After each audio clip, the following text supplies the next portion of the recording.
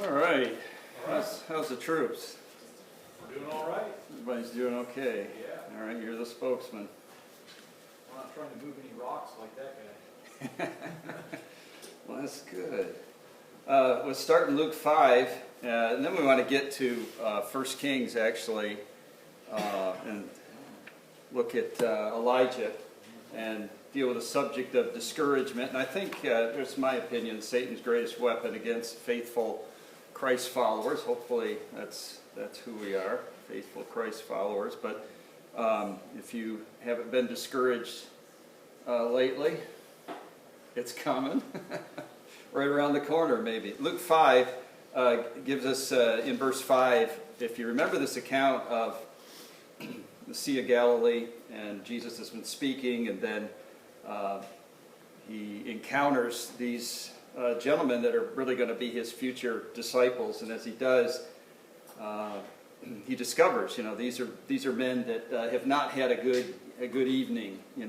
For us it'd be a day's work. For them, their occupation put them out on the water at night, and in fact, they had said to him, "Well, we fished all night."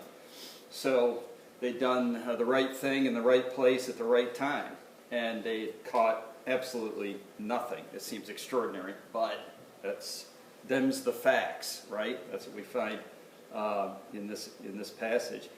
So these are failed businessmen in essence. They're relying on their catch to provide for whatever their necessities are.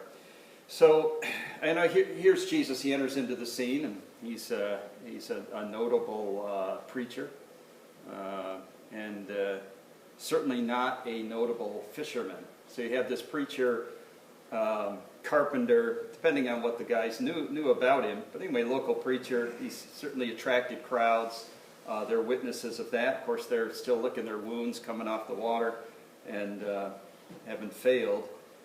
So what does he do? He commands them, actually, in their impression, he commands them to do the wrong. They had thought that they did the right thing in the right place at the right time. He commands them, at least by their perception, to do the wrong thing in the wrong place at the wrong time.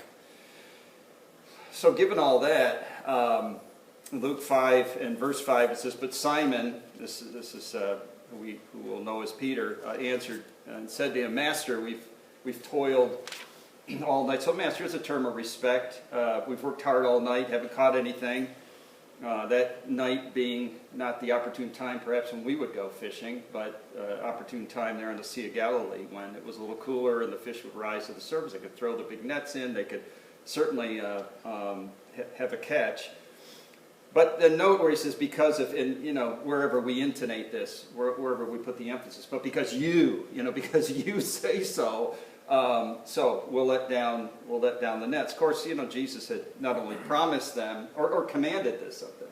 So they go out and get back at it, go back to that same place and do the same thing.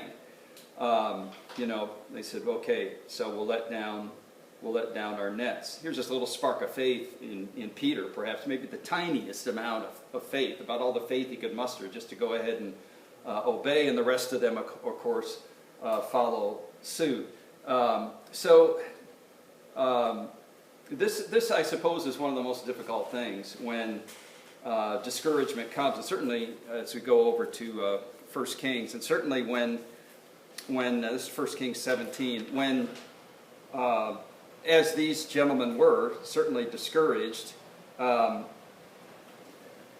think a lot of times it's the sense of changing just change anything. Change the place, change the task, change something. And the last thing we want to have someone tell us is to, do the same thing in the same place, keep at it, something like that. So I think it's interesting how God, situates us in places where the circumstances really don't change, and yet His purpose for us is there and to remain there, regardless of failures, regardless of frustrations, regardless of discouragement. I think it might be fair to say that many believers start well and finish poorly, and meaning in terms of where they once were in the Christian life and where they find themselves in terms of the Christian life. And maybe you could ask the question, is it really expected of believers that they have a consistent growth mode throughout their entire Christian lives, I would say, yes, that is the case. So what would be reasons then for sustained spiritual decline? And I'd say some people decline more by inches than by yards or by miles, meaning it isn't always, what is, well, really not typical, but where someone was faithful, really served the Lord for a long period of time, and suddenly they just dropped off. Like what happened to so-and-so? But I think more so than not, what happens is that imperceptible kind of just incremental. It's like if you took a ruler and drew a straight line, and then just took and one slight little deviation from that, which doesn't look like much. But then if you continue on that tangent, if you will, it just gets wider and wider and wider and wider. And I think this is probably more so a lot of folks that find themselves at one point or another in the Christian life where certain disciplines have just dropped off, certain desires with regard to God, certain devotedness to Him, just a desire to know Him, and all these things just wane over time. So I think it's interesting to look at some of the reasons behind it. And you say, well, could we find a model of something that approximates that, where someone is in the depths of discouragement, is in the depths of despair, and then could we regress back from that to a point where they weren't, and then sort of look and see what happened, and if there's any principles that are applicable to us as well. So I would cite Elijah as being a good one, and just to determine how someone who had arguably immense spiritual fervor, spiritual courage, faith, and then how that could somehow be doused, be quenched, and so suddenly then that could occur, that he even longed for death to occur. This is somebody who's gone past discouragement to despair. So sometimes this happens with individuals, and it's not original with me, but I term it like a death of a vision. There would be something that happens through the timeline of one's life. If you say this is what they once were with the Lord, this is where they are now for the Lord, and what happened? As though, could you trace it to some single event, or some traumatic experience, or some dramatic life change, something that happened? I note the believers in Ephesus, like say in Revelation chapter 2 and verse 4, and it says, nevertheless I have, the Lord commends them for considerable, but then there's this condemnation. Nevertheless I have this against you, that you left the love you had for me at the first. And that is really rooted in time. Something historically happened that obviously those believers would know, but we're not told. It's one of those things where we read that and say, boy, it'd be nice to know, could you tell us? But it doesn't. It just suffice it to the point that something happened, such that it was so evident and so well known that they were to go back. In other words, they were to go back and make that right, so to speak. So I think there are times when, let's say, a death of a vision. In other words, we can be so set in our thinking as to what life is to be for us. We could say, well, maybe it's culturally conditioned. Maybe we're the type of people that want to follow suit with others that we deem are successful, and so on. And then by not attaining such things, whatever those markers are, we didn't hit all of those. Therefore, life is over, as we might think, or something. So there's some discontinuity there between maybe what we've never really sought God to determine what He really has for us, what He really wants for us. It's outside of the big general, big picture things, we never really seek Him daily as to, how can I follow you today? What is it you have for me today? Those types of things. So whatever it is, that vision, we call it like disillusionment, right? I think is a good word, disillusioned. Is that we think it's supposed to go this way. We think this is this is how the table's supposed to be set. This is how my life should be ordered. Then we invest all our energies into that. And when we see it start to fall apart, we invest even more energy into that. As if somehow we can be the glue that can hold it all together.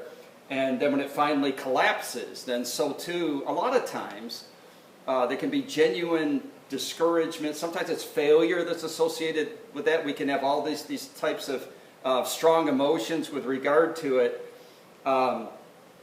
And what we want to be careful of is that the emotional reaction doesn't follow a spiritual decline. That one doesn't necessarily have to do with the other.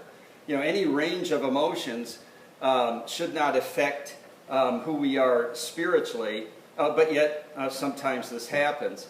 So I think, saying all that just to take a look at Elijah and just to discover that God's purpose for Elijah never died, that God's vision for you never dies. It doesn't die. It can be neglected. It can be unknown.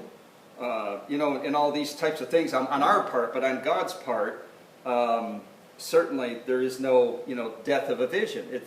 I look at, and wasn't intending this, but when you read in the prophets, I'll restore what the maws have eaten. Right? I love that I love that phrasing, because you think of maws and you think of the disastrous results, and if you're storing away, especially clothes, and you find that they've been moth-eaten or something's chewed them up, and you hold it up, nothing, that's not coming back. That's gone.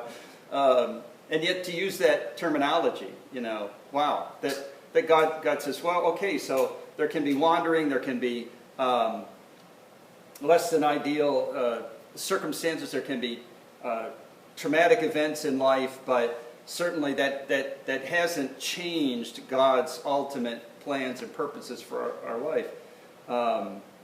There are places of departure, but then there are ways back. I mean, just look in Scripture. How many ways? Stand at the crossroads. And here I'll show you the way back. You even think of the places or people like Ruth and Naomi and that whole great story in the book of Ruth. And you find from Naomi or Naomi, I should say, that the way back was right in front of her the whole time. I mean, it wasn't like a complex mapping of multiple roads and so on. It's that same road was always there for her to go back. It was just the timing of which she could be made to see that. God always has a way back. You look at the prodigal, right? Look at the prodigal. And, I'll go, I'll spend to the point of, you think, the point of no return. And so, well, the only way to return is if I just realize that I've ruined it all, it's all destroyed, the whole plan is ruined, so now I just have to go back as a different person. I'll go back as not as a son, but I'll go back as one of my father's servants, something like that. This is another great case of discouragement and of despair of life and things of that nature, and we find that nothing could be more erroneous than that perception. So Satan will always jump up on the shoulder and say, keep going, keep going. I mean, when you're running, when you're on the run, keep going, keep going, keep going. And then when you've lost everything, the same voice that says keep going will say, you can't go back, you can't go back, you can't go back, you can't go back. So anyway, there's a whole range of these things going on. So I thought to look at Elijah. And first, I would point out the man of God becomes a man of faith. I would say that, number one. The second thing I'd point out is the man of faith becomes a man of fear. And so that's where we want to, kind of see fairly quickly. And we know the story, so we don't have to spend a lot of time here. We find he is mentioned in James chapter 5 as, being this man of God. And we know just from what James says that he's a man of faith. Surely anyone who can pray that it doesn't rain, and then it doesn't rain, then he prays again and it does and it does rain. All this by God's direction. Really have zero background of Elijah. I can remember when I was studying Hebrew once upon a time. This was the 17, 18, and 19. I had to translate this from Hebrew. This was part of the drill process. So I got kind of intimate with the whole thing. You know, especially when you're staring at the Hebrew language. But really, all we know of Elijah is right here, verse 17:1, the opening verse. Where'd he come from? What's his story? What's his thing? And we find out that he's actually in the Hebrew, it's a Tishbite from Tishbe, wherever that is, right? Wherever that is, who knows, right? So I get it. My takeaway is some obscure place, and here's this most obscure guy. I say just say a rural preacher, and he's standing in front of a king. You know, how he got into the king's presence, all that, who knows? But we're not supposed to know that. Just take it for what it says, right? So here he's confronting the king of Israel. He gains access. He's delivering this message fearlessly. I mean, one of the things that you want to note here is, here's the message, sure, you know, as the Lord God of Israel lives, but then it would have been sufficient to say that and say, there won't be dew or rain these years, except according to my word, that is God's word. But there's one little part we left out, right? And that's before whom I stand. And I thought, this is incredible. So here's the man of God as a man of faith. Why? Because he's saying, I'm physically standing before you, King of Israel. I should be shaking you my shoes. I should be quaking. You could take my life for speaking to you this way. And yet it is the God of Israel who I really stand before. That's the one I'm really listening to. As a matter of fact, if you took it's just as a cross-reference here, 1 Samuel 17, and these 45 through 47, and you took a look at that, and you just remember that whole account of David. Remember how David just can't understand.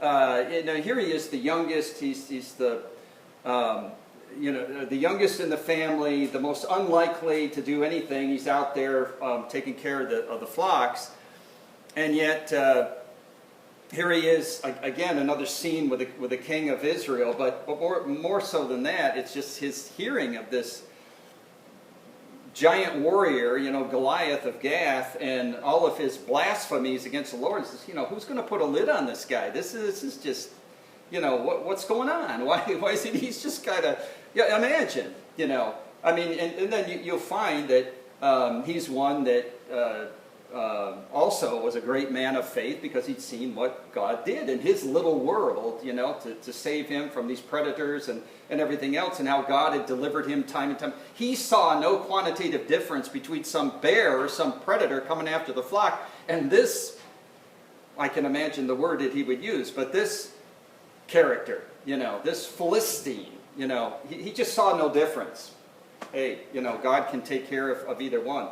So, and confessing that, really. So we see this in Elijah. And then he's a true prophet, back to 17:1. King, basically here's a king, whatever his perception is of things going on in Israel. For example, he looks around, the crops are growing, everything's fine, people are living, people are dying, people are getting married, there's, stuff, everything, life as usual. And then he comes before him and says, let me just correct your perception of things. Things are not good in terms of God is concerned. And so God has a message for you that will turn your world upside down. So we see anyway, here's somebody who's very bold for the Lord. And think, how bold are we? How bold are we for the Lord? I don't think you have to be obnoxious. Please don't be obnoxious. Some of us can be more direct than others. We get that, and that's fine. But I mean, it's just a whole idea of boldness. You remember in Acts chapter 4, that's what the early Christians prayed for. And the place shook, and we were bold in their declaration of the Lord. So it's anything we need today, right? We need some boldness, to be sure, some boldness to speak the message. So we see all that, and what is that related to? Man of God, man of faith, same thing.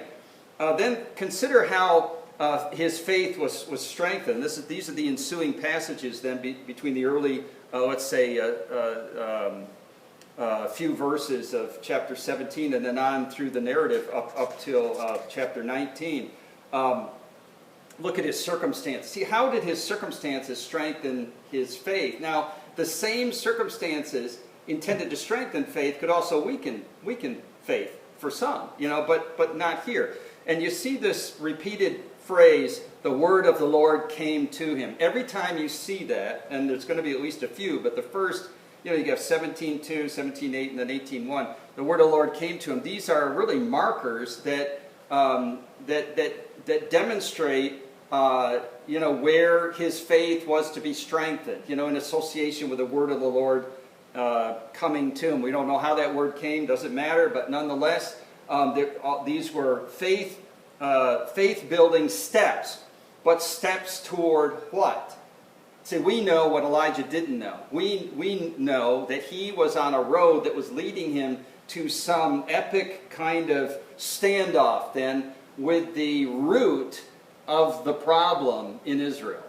So God was raising up this guy, building faith in him such that he would be enabled to stand off at Carmel, to be able to stand off against Jezebel, who is the root of this, and her prophets. So notice a few things here. One is what I call this Drying Brook Academy, right? So you have 1 Kings 17:2-7 in there, and here he's getting a diet of bread and meat delivered by ravens, and we read the words, but do we really grasp it, But you can just imagine, we're all outdoors people, we love the mountains, we love all this stuff, right?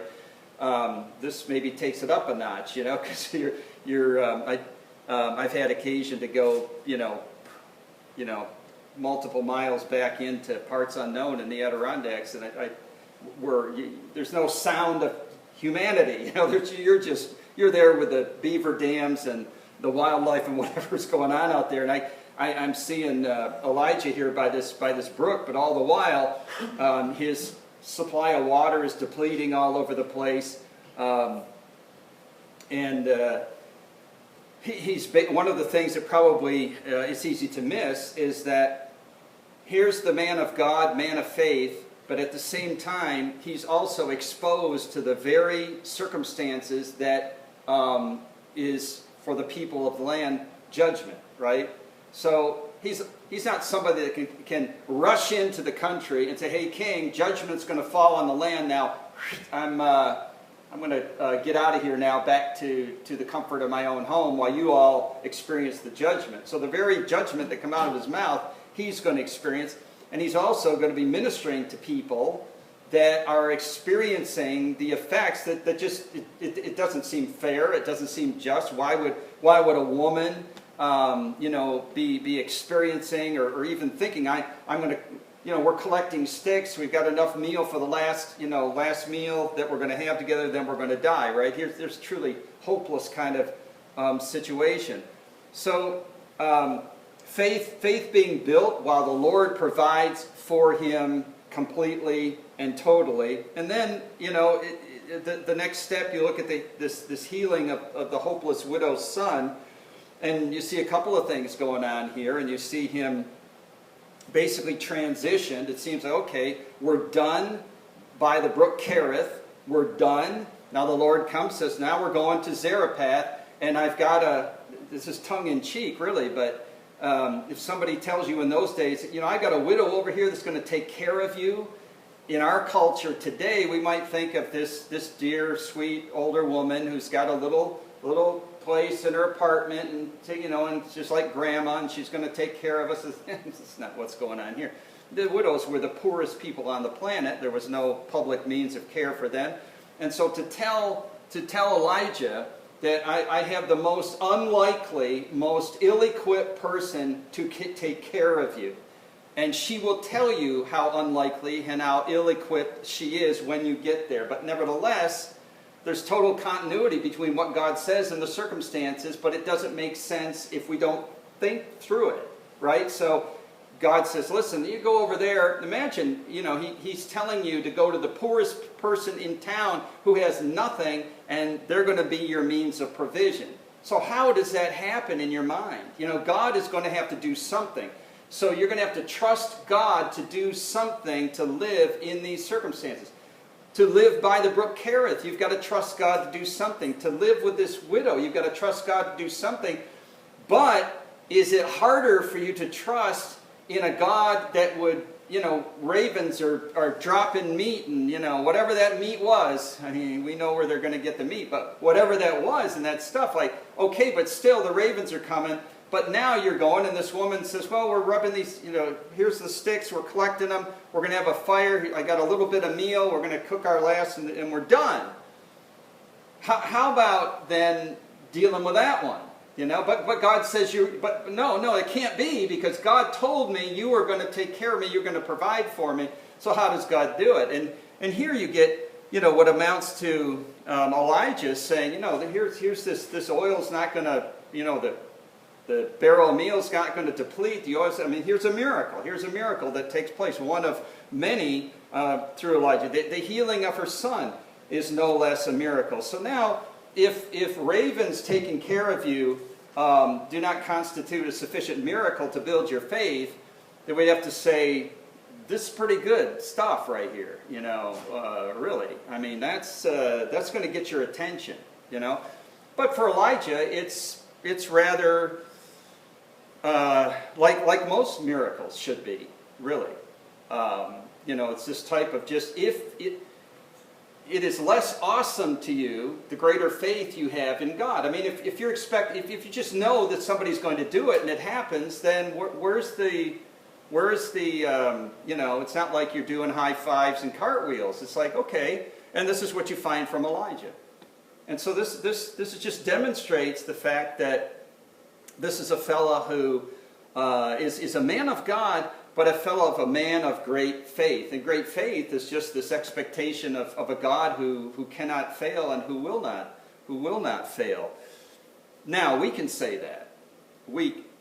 Surely, we can say that. I trust God, He won't fail. But then to declare something as so and expect it to be so, that's another thing, right? So when you say, I would also say that Elijah, I don't think, has any precedent of, I come from a long line of people that were running out of, grain and barley or whatever, and, the Lord's always just kept it full, so I can just tell you He'll do it again. So I don't see any precedent really here. It's just really amazing the amount of faith that he has, that he could look at the situation and say, well, what is needed here? What is needed here is that you have a continuous supply of this if we're going to eat. He didn't say that, well, you're going to get a whole bunch of gold and then you're going to be able to go buy as much as you want. This is very specific. It's as though it's never going to fail is certainly similar to the manna being allowed in the wilderness. And maybe some of this is what Elijah is kind of going on. Some of the history of the exploits of God, and the God that did that is the God who can do this. Notice also then in chapter 18 and 17 through 19, you have this fearless prophet as well. So, here's this whole occasion where Jezebel is slaughtered, yet more of the prophets of Israel, and Obadiah has taken now some. And it's just interesting in verse 3 where you get this little parenthetical, 18:3. Now Obadiah feared the Lord greatly, for so it was, so and so and so. In the midst of the carnage, the blood and the carnage, he's saying, I'm going to take some of these prophets and I'm going to put them in a cave and whatever. And so, Elijah could have said, hey, can I be one? Can I be one? Can I be one? Can you put me up too? And Elijah is probably the most well-known by this time. He is the most well-known. If it's the Old West, there'd be wanted posters everywhere. Dead or alive. Well, preferably dead. But, this kind of thing. And a big reward put on his head. This was Elijah throughout the country. And so, not only does, and Obadiah is saying, I don't want to be seen with you, man. I don't want to just, maybe you just need to keep moving along. I don't want to be seen with you. And, we find, where's Elijah's faith like this, so she's slaughtered some more, and they're out to get you, and they want you dead as well. And okay, so where's this guy anyway? So here I am. Let's invite him to the party, right? So invite him. Bring him.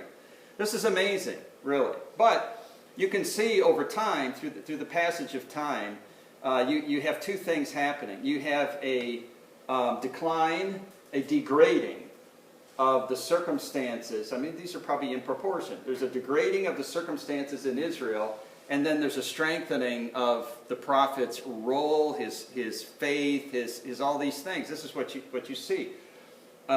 Because things are just getting much more difficult. You can mention the early days. You know, the early days, it's just, listen, some ravens are going to come, drop some, some bread, drop some meat off to me, and I've got this flowing brook. What do I need? I've got some meat, I've got bread, I've got water, everything. What more do you need?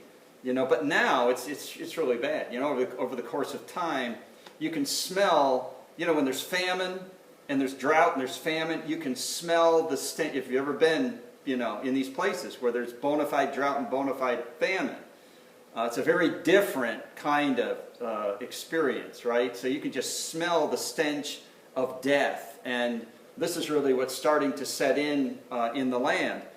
So, but here's this fearless prophet, right? In the face of, it's so contrary to what we find of the prophet in chapter 19.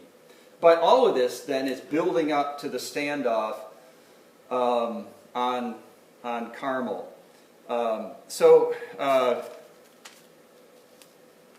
Verse 19, he says directly, I mean, this reminds me a little bit, and I know you guys wouldn't probably go here, but if you poked your head into some of the patristic writings, and you've got like the Ante-Nicene, the Nicene, Post-Nicene, but all those guys, right? All the patristics, and you find that there's two categories. There's your apologists and your polemicists. These polemicists were, they were a tough bunch of guys.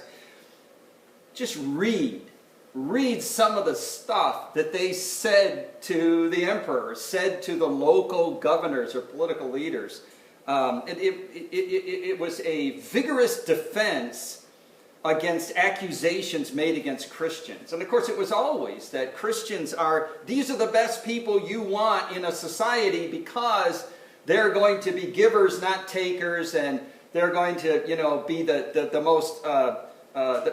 most graciously positioned towards the governor, to pray for the governor. All these things, right? They make their case, but wow, they pushed back with a vengeance, and we were wondering, how were they not, immediately sought out and put to death, some of them, but for God's protection. We know there were many, right? We know there were certainly a host of.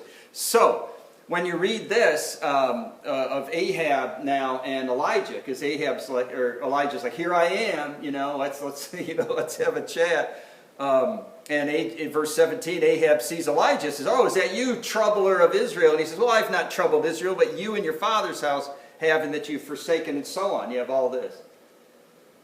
That's bold stuff, because at the beginning, just to say, hey, it's not going to rain, and Ahab can take it for what it is. He can say, it's you blowing hot air. Really, we should listen to you. Prophet, go away. And then day one, it doesn't rain for a week, it doesn't rain for 2 weeks, or something like this, and it's no big deal, because they've had times like this in the past, so on. But now, this is pretty serious stuff. This is a direct affront, right? But beyond that, what does he do? He not only very prophetically, in the true sense of a prophet, right, forthtelling, a very true sense of the prophet, he commands him then. He says, we're gonna put this thing to rest. We're going to have a standoff at this time. He's commanding the king of Israel now to do his bidding, which is what? Hey, gather up these prophets of Baal and the prophets of Asherah. They'd have all the Asherah poles and so on there. So gather them all up, and anybody who eats at Jezebel's table. See that she's rooted really in all of this. You look back at verse 4 as well. I mean, she is the culprit. And so this is all intended to put an end to her.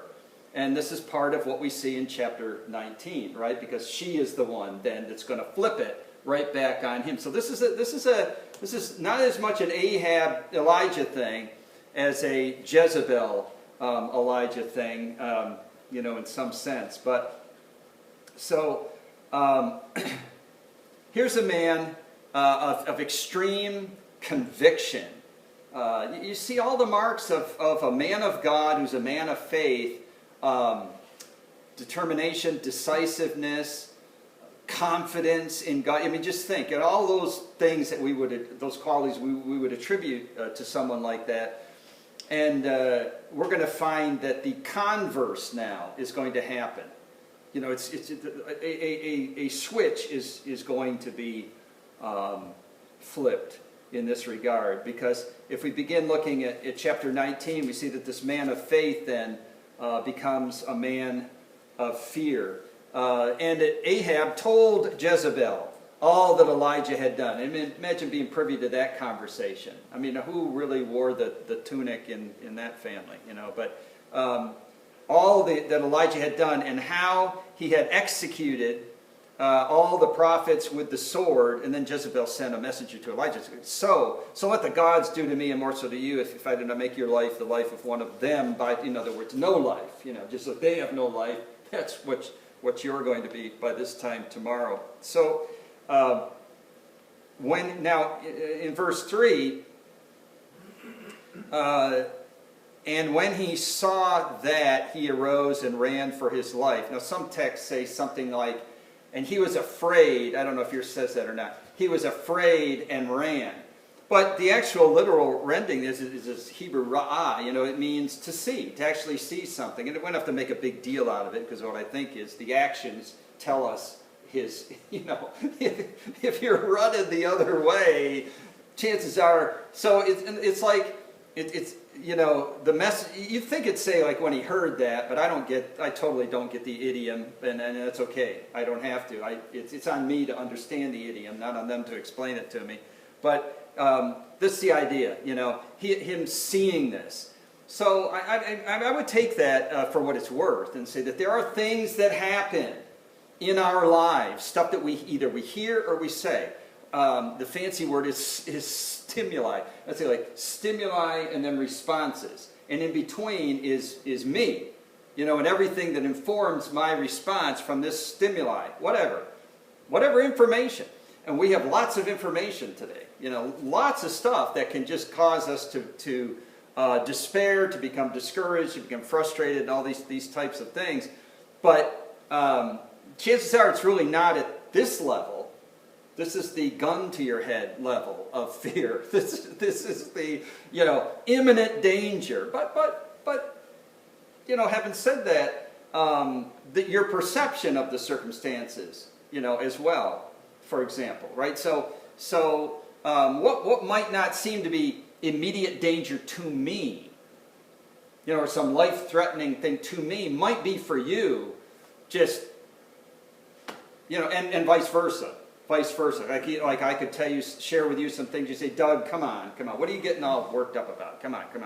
You know, it's no big deal. But so we're just saying that there are things in life that become a big deal, and especially those things we term death of a vision or something. But look at, you know, here's somebody who's threatening. Now, it's one thing for somebody to threaten, but you have to consider the one threatening, because this is a woman who, let's say, has a record of accomplishment, right? So she has proven that she is true to her word. If she says, you know, I'm going to kill you, then if she finds you, she will kill you.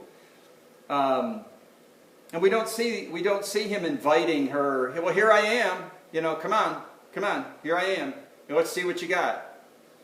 But we really see something altogether differently. So we note that, we take note of that. And then he takes his flight. We also notice this. So he goes to Beersheba, and you know, we could jump to Jonah and see some parallels to Jonah, though different reasons for the flight, but the same kind of result. The same result, right? Because when you see Jonah, right, so he went the other way, completely the other way to Tarshish, then we see by chapter 4, and this thing that God did, this revival in Nineveh, this was a great evil to him, and he goes and sits under, you know, this gourd. Remember all this?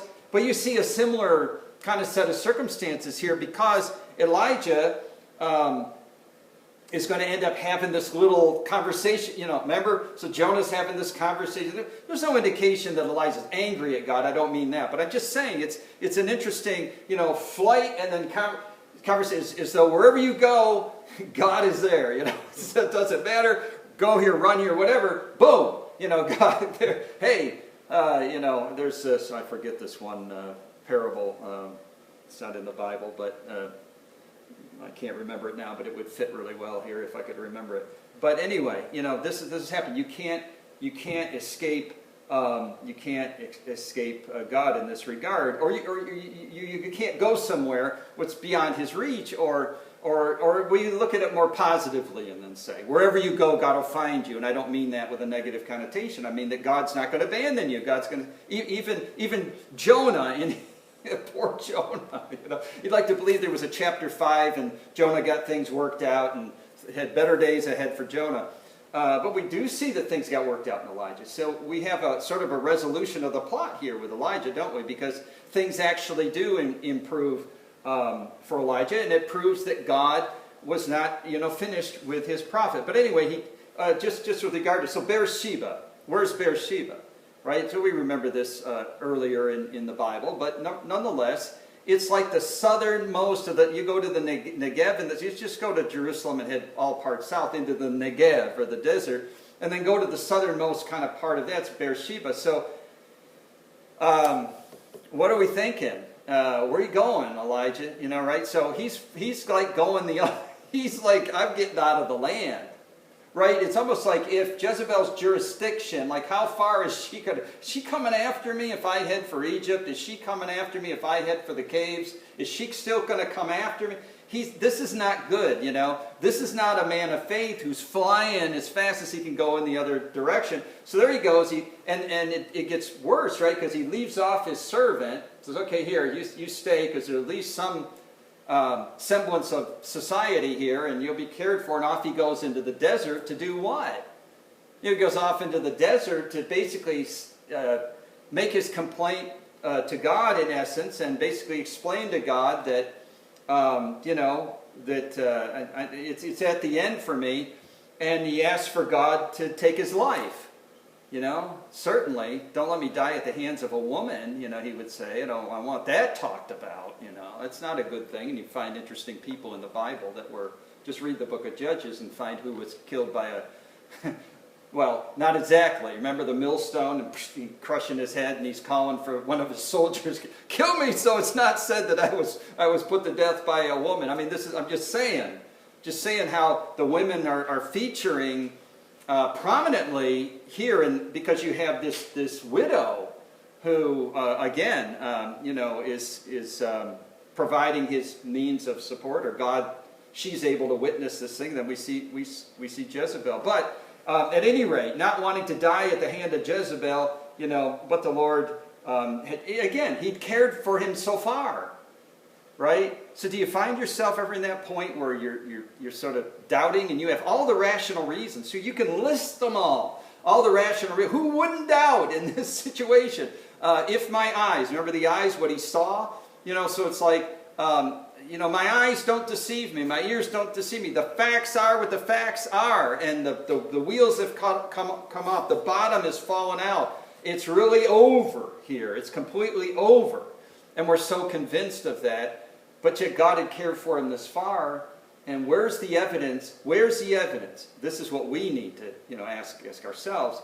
Where is the evidence that God is not going to take care of this? Where is the... Have you ever tried to... Well, maybe not tried, but thought, like, I really can't. I really can't. As many, you know, anybody that's lived life in this world has had their tragedies, has had their heartaches, all that stuff, right? But yet, can you honestly, you know, look back and say, yep, God failed me there, God failed me there, God failed me there, or something, or build up some type of a case to demonstrate how God will fail me in this or something. Certainly Elijah could not do that. And who said anything about dying? I mean, so the word of the Lord came, you know, and there was never, like, you know, any indication of that. So you go back to, like, Exodus. plowed through some, but not with any great effort. So Exodus 14:11, for example, they're coming out of Egypt. You know, what? You brought us out here to die? You remember this, right? And so, yeah. As a matter of fact, that's what God told me. You know, Moses could easily say, yeah, as a matter of fact, that's what God told me. When we were back in Egypt, he says, sure, take them out there and get them right in front of the Red Sea and let the chariots come and mow them down. Yeah, that was my plan. Isn't that a good one? Don't you like it?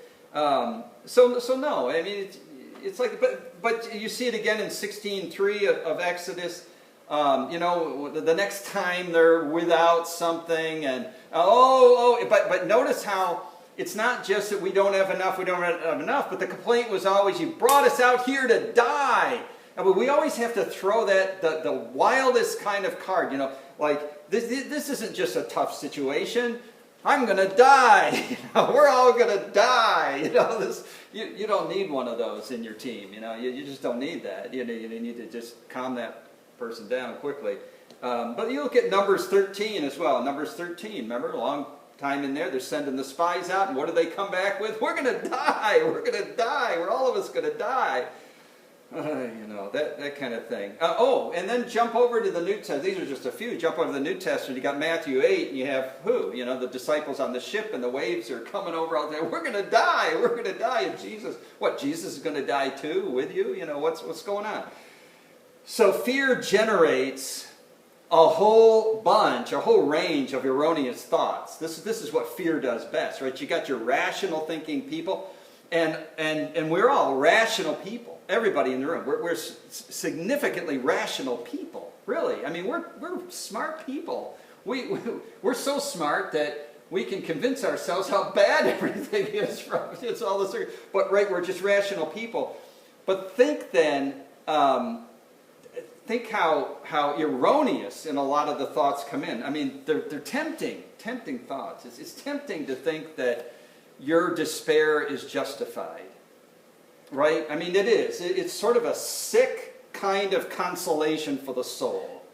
But we do this, you know, we do this. Sometimes we call it like a pity party or something like that. But we say, but wait a minute, I'm entitled because you don't realize, you know, I mean, whatever. Some of these things that hit us are extraordinary. You know, we talk about 100-year floods and things like, well, there's 100-year stuff. You don't have to live 100 years. You can have a few of those things happen to you. You really can. And, you know, this stuff, and I'm just saying, there's the logical, there's the rational, everything else. Do we ever default back? Like what was Elijah defaulting back and say, hey, what about those ravens that were taking care of me? What about that barrel of meal that never, what about? We don't do that. None of us. And we've had God do amazing things in our life, but then this is the frailty of human nature, right? We forget. So now, just quickly, think of all that Elijah would have missed if God would have allowed him to sink further into despair. And I was looking just at this passage and just taking a light kind of, you know, superficial look at it. But verses 5 through 9, one would be the angel's touch. I thought that's pretty cool. Just look at the whole exchange then, how accommodating and how gracious God is, that in times of great despair, he doesn't chastise us and say like, oh, you wretched prophet, I was with you, I delivered you, and look at the great victory, and you ran ahead of Ahab's horse, and you proclaimed, you proclaimed the God of Israel has brought the rain. What a great testament. And now look at you, you poor pathetic prophet, right? But no. Now here's this angel that comes and ministers. Then notice then this word of the Lord returns to him. And recall that every time we see that expression in this brief text, it refers to a transition to a point of higher faith. In other words, like God's going to do something here. God's going to, and true, but yet it's an elevated Elijah that we see, just like the previous times. But then there was, like in 18:1, it says, after a long time in the 3rd year. So it wasn't like the word of the Lord was coming to him every other day. These were special occasions when the word, and so the word of the Lord comes to him again.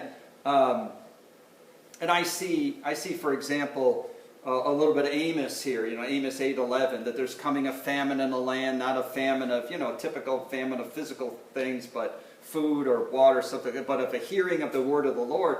And when God grows silent for whatever, period of time, a long period of time, there sets in this sense of dread, among think of 400 years, then from the time of Malachi, when he's gone, to the time where Luke begins to give us some indication of the Spirit of God speaking again, moving again, once again. I think that's 400 years of silence. So you think that could have contributed as well, just a little bit to the prophets, but I think there's some other things that contributed to it, but in a second. So at any rate, here the word of the Lord comes to him, and the experience of God's, verses 10 through 18, the experience of God's presence corrects the prophet's faulty assumptions, right? So once again, we find in verse 10, he's going to repeat this kind of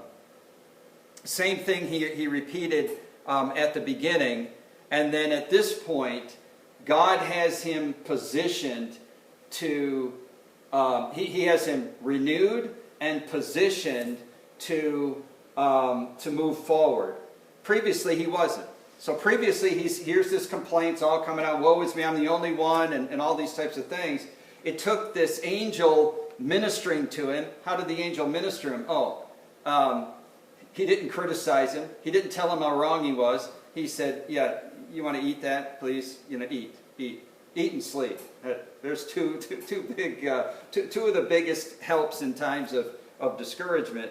But nonetheless, God's presence, right? God's presence to bring correction, renewal, get him on the right path. So, and you see this in verses 10 through 18, and he's giving him fresh purpose.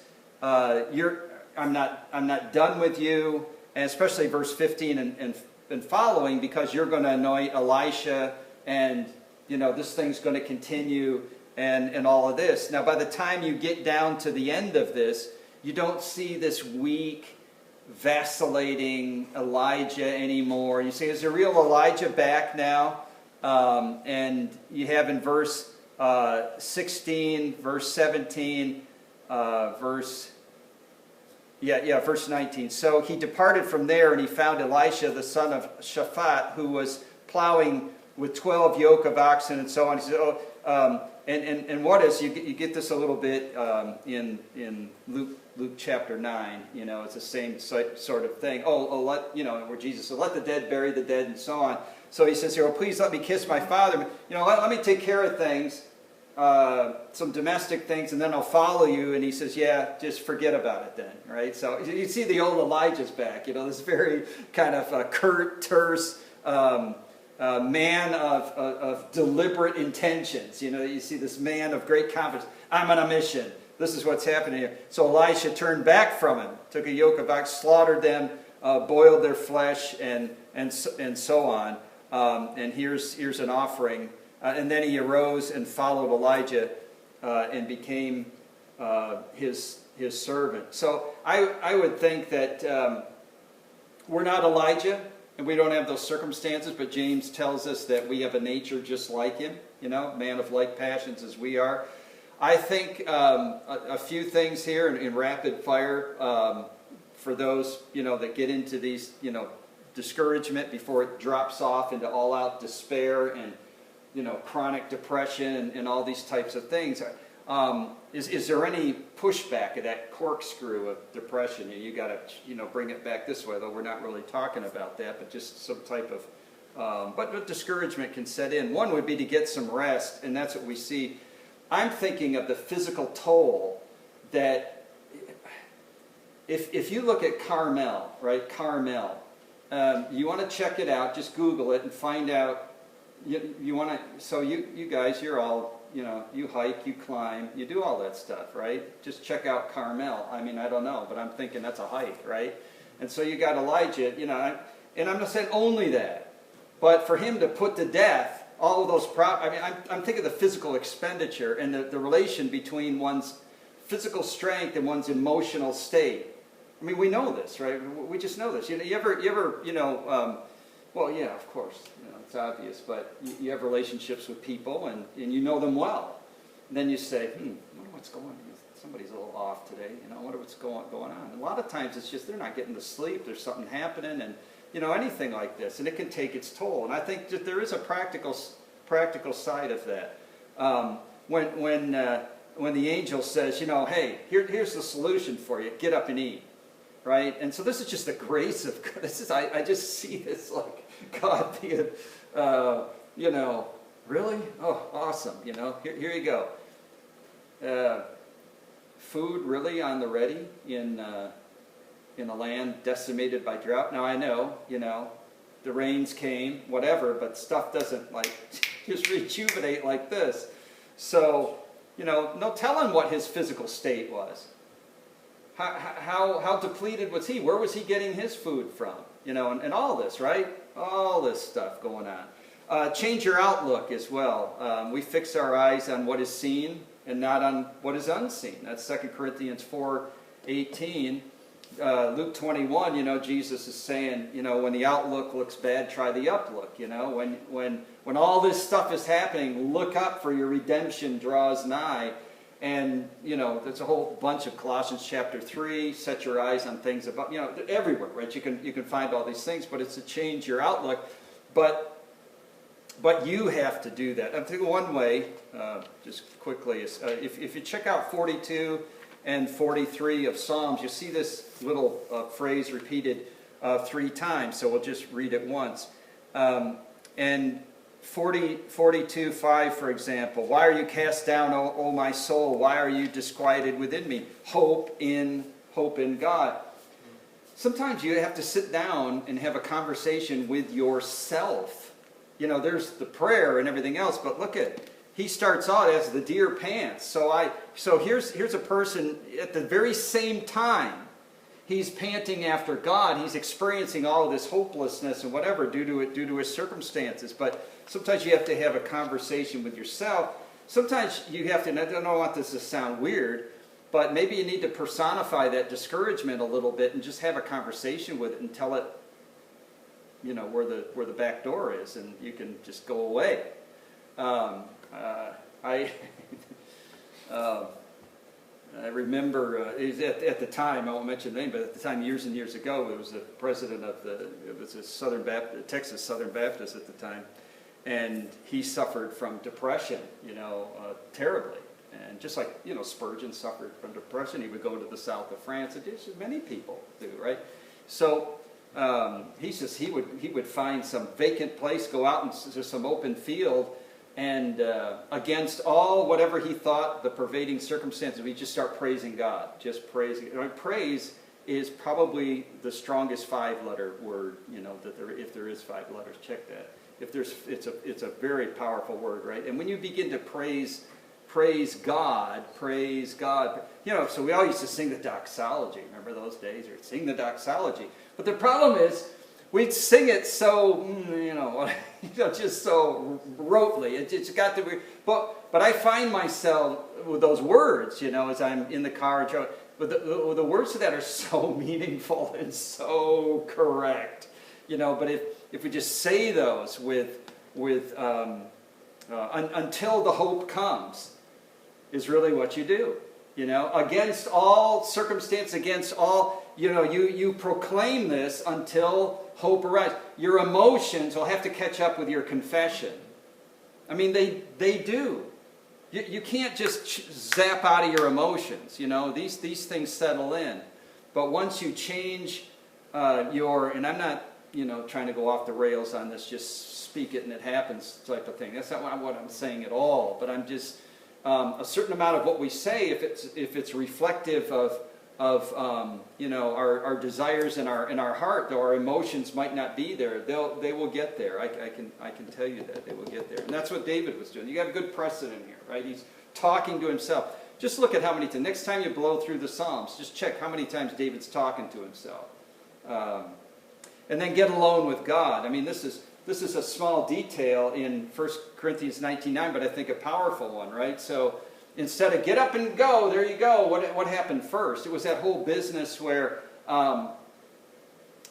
he's spending a night in a cave, right? And what happens that night is truly remarkable, right? And he has all of his assumptions just blown away, right? So you have to, I would say, get in a place where God can be heard, right? Because isn't that what happened? It wasn't like, well, I'm going to go in this cave like Muhammad, you know, because I want to hear from God. Well, he had no idea, except he gets in there. And then, you know, here's this earthquake, but no, God wasn't in that. There's the fire, but no, God wasn't. But then there was this low whisper. So you want to get in a place where God can be heard. And that requires solitude, you know. I recall this, you know, years and years ago. I won't mention name, but years and years ago, around the turn of the, let's say 1900s, early 1900s, right? He's in and about that Ohio Valley, Kentucky area, and he's an itinerant preacher, you know, going town to town and this kind of thing. And his people would invite him to stay in their home. Well, we've got a room for you. We'll take care of you. And he'd rather the woods. I'll stay in the woods. He'd go there hours at a time just to be. And I thought, well, how do you? And I actually took his biography and I tried to create a pattern through it. You know, it's just interesting, his prayer life. But this whole idea of getting quiet with God, getting silent with God. Jesus had his way of saying it, find a closet. But to get silent, and how difficult it is to become silent today. Just how difficult to be part of our culture. And I'm not talking about the external noise. That's easy. We can find that. But I mean internally, you know, to quiet the mind. You know, so we have to reduce the noise, I'd say. You know, get in a place where God can be heard and then reduce the noise. And a lot of this is the clamor in here. You know, you can talk to yourself, but when you do, you want to hope in God. Hope in God. You know, I don't want to hear that. I don't want to hear that. Discourage. Hope in God, hope in God, hope in God. Keep that refrain going. But you know, you have those conversations with yourself, and it's not good. You know, it's not a lot of that internal stuff that you have going on in your mind. And then you start moving. You know, it's the last one. You start moving because this is where God says, "Get up and go." Right? Get up and go. Elijah was restored in mind, he was restored in body, and he was restored in mission as well, right? Because what does he do? He goes and he anoints, he finds him, he anoints him, and so on. So there's a path through and beyond, you know. When you're going through the valley of death, keep going, right? Is that the song? Keep going, but it's true. Lord, thank you for your word. Thank you for a quick brush by Elijah and some powerful principles. Help us when we face them. More temperament-wise with some, you know. Some people are not as susceptible to discouragement, but then others aren't. But we have hope. We have hope today from a really great example. And so thank you, Holy Spirit, for being that source of strength and inner longing toward God that we need. And we'll pray these things in Jesus' name. Amen.